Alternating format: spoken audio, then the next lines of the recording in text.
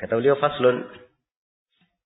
Ini fasal adalah berkaitan dengan hukum fasakh nikah budak. Kalau itu tadi pembatalan atau pemfasakhan nikah bagi siapa? Bagi perempuan bebas. Ya, sekarang bagaimana kalau dia budak perempuan? Kata beliau, wa in aslama al-hur wa tahtahu ima wa aslamna ma'ahu wa kana fi hali ijtima'ihim 'ala al-islam mimma la yahillu lahu nikahul ama infasakha nikahuhunna. Ya. Kata Ibnu Qudamah, apabila seorang yang bebas masuk Islam dan dia memiliki budak-budak perempuan, lalu budak-budak perempuan itu masuk Islam bersamanya. Masuk Islam bersamanya. Ya. Ini kalimat budak-budak perempuan, memiliki budak-budak perempuan, maksudnya dia memiliki istri budak-budak perempuan yang merupakan milik orang lain, bukan miliknya. Jelas ya? Milik orang lain bukan apa? Miliknya. Jadi sekali lagi saya detailkan ya, bahwa budak perempuan di sini, ima yang dimaksud budak perempuan adalah budak perempuan orang lain yang telah dia nikahi. Ya, jadi ada dulu di masa kafir, seorang menikahi budak-budak perempuan orang. Ya. Kemudian setelah itu dia masuk Islam. Orang ini bebas ya. Masuk Islam. Kemudian budaknya juga ikut masuk Islam. Budak-budak perempuan ini, istri-istrinya dari budak perempuan ini ikut masuk Islam. Maka kata Ibnu Qudamah, wa kana fi hali ijtimaihim 'ala al-islam kana mimma la yahillu lahu nikahul ama.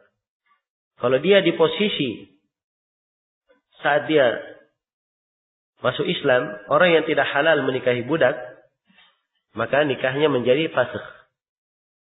Ya, tadi sudah kita terangkan ya di pembahasan sebelumnya. Seorang muslim yang bebas boleh menikahi budak atau tidak?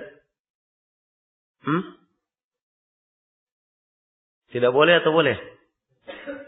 Hah? Baik. Yang bilang boleh salah, yang bilang tidak juga salah. Ya. Tadi dirinci ya. Ya. Memang hukum asalnya tidak boleh, tapi diperkecualikan kalau apa? Hah? 2 syarat diperkecualikan kalau terpenuhi 2 syarat. Yang pertama, dia tidak memiliki kemampuan membayar mahar perempuan bebas, menikahi perempuan bebas atau membeli budak. Dia hanya punya kemampuan untuk membayar mahar seorang budak milik orang lain. Ini yang pertama ya, disyaratkan ya, dia tidak memiliki kemampuan. Yang kedua disyaratkan dia khawatir apa? Jatuh dalam zina. Ya, jadi kalau 2 syarat ini terpenuhi, dia boleh nikah dengan budak perempuan. Karena itu Ibnu Qudamah detailkan di sini. Ketika dia masuk Islam,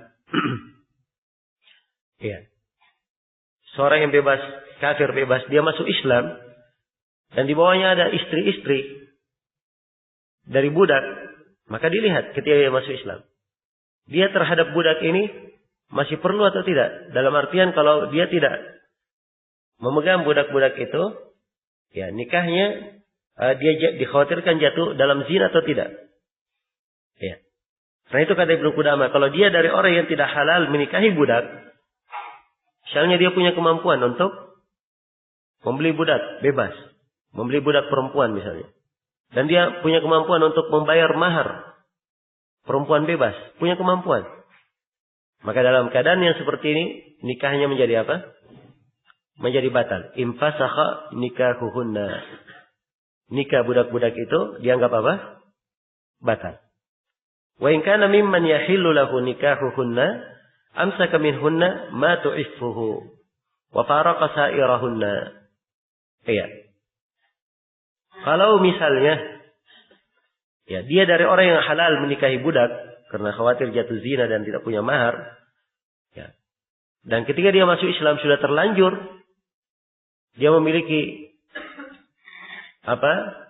Dia telah menikahi budak-budak perempuan milik orang lain, maka saat itu dia hanya memegang hanya menahan budak sekadar keperluannya saja, yang menjaga apa? Menjaga dirinya tidak jatuh di dalam zina. Ya, sekadar keperluannya saja. Kalau dia perlunya satu, dua. Jelas ya? Atau lebih daripada itu. Ya, selebihnya dia